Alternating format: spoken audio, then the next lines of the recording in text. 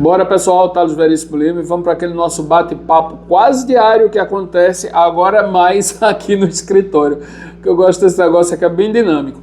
Mas antes, aqueles recados de praxe, passem em nossa lojinha, o link vai estar na descrição, e quem estiver em São Paulo, não deixe de ir à Shot Fair, dias 3, 4, 5 e 6 de julho, 3 é lojista, 4, 5, 6 é aberto ao público, novidades do mundo que a gente gosta, mundo armamentista, né? Que a gente gosta. Mas o fato é o seguinte, outro dia eu falei aqui, pessoal, sobre o intento do governo. O governo de esquerda é uma coisa, são os gafanhotos. Enquanto tiver recursos que eles possam abarcar e levar, eles vão consumindo absolutamente tudo. E simplesmente porque é a natureza do governo de esquerda. Enquanto a direita tende a produzir, o de esquerda tende a consumir, né? E assim vão. Outro dia eu falei sobre os impostos, o imposto sobre patrimônio de herança que estou querendo colocar, inclusive em alíquota que pode chegar até 50%. Estão também querendo taxar as grandes fortunas como se fosse produzida de modo ocioso e que não gerasse riqueza, né? As fortunas as pessoas que têm grandes fortunas é porque tem grandes empreendimentos e empregam centenas de milhares de pessoas, às vezes, né, para ter aquelas fortunas. Não é à toa, né? Até porque capital parado ele desvaloriza, né? Capital que não gera riqueza, ele simplesmente desaparece. Simples assim.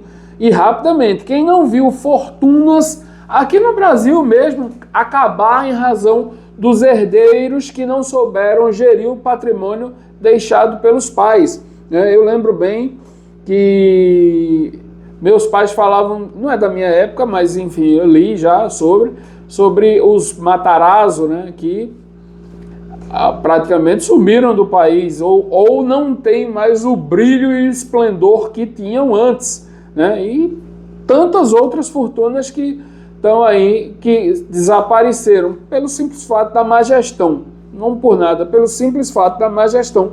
Quem não conhece, eu mesmo, na minha própria família, eu tenho primos que eram muito, muito, muito ricos e só pela mudança de gestão tiveram que se adequar a um patrimônio, a um padrão de vida bem abaixo.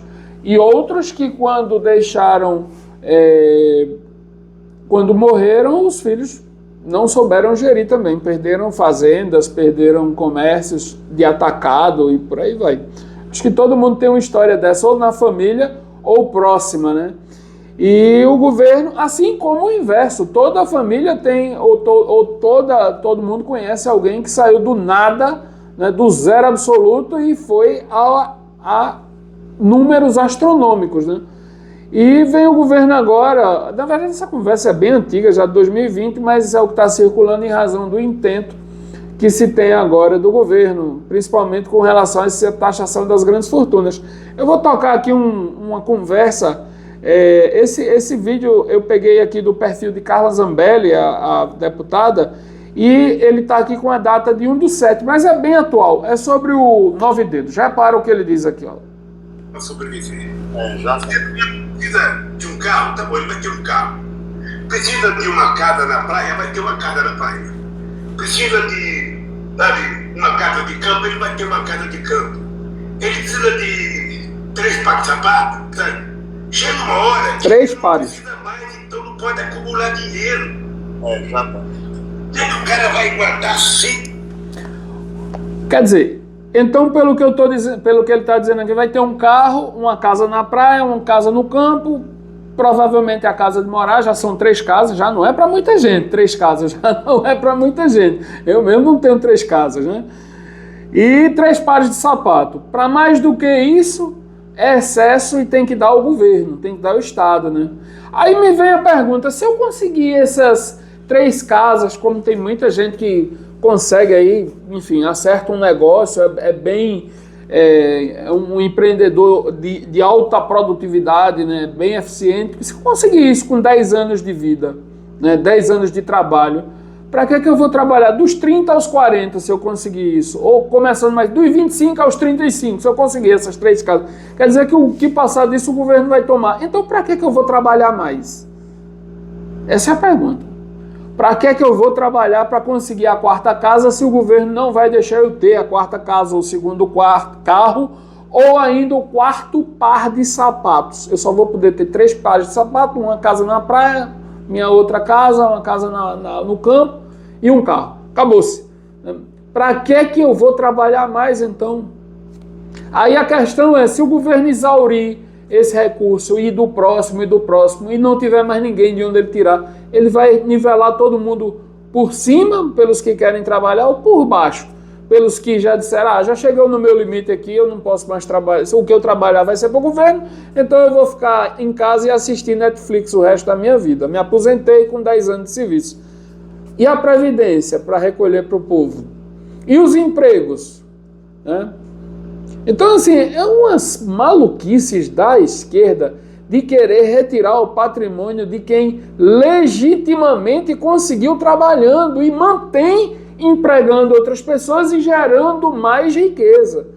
Para falar bem a verdade, se fosse o meu caso, e eu não sou rico, já disse aqui várias vezes, né? Apesar de achar que vivo confortavelmente bem, mas não me considero uma pessoa... Meu parâmetro de riqueza é o seguinte, eu tenho um jato, uma ilha e uma meia dúzia de Ferrari e Lamborghini. Como eu não tenho, então eu não passo nem perto de... E o iate, então eu não passo nem perto de ser rico.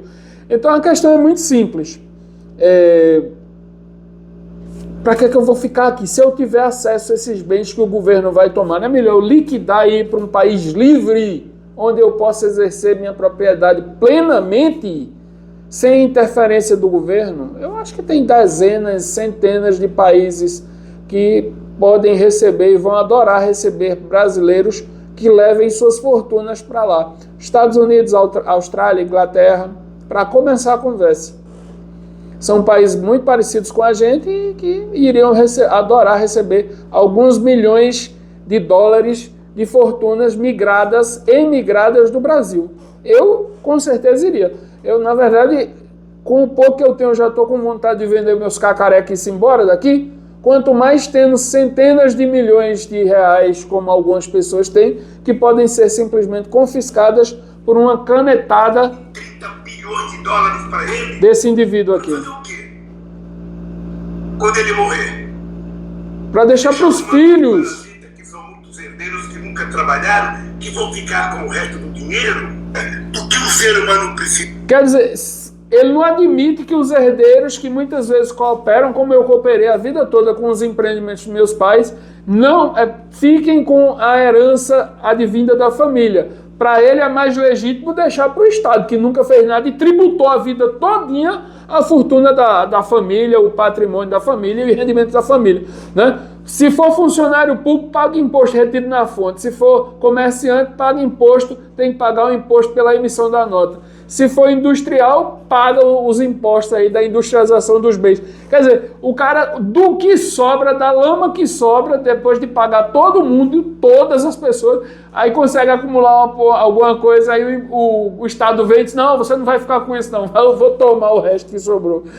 Ah, meu Deus. Também o que se pode esperar de uma pessoa que é condenada por corrupção de cima a baixo, né?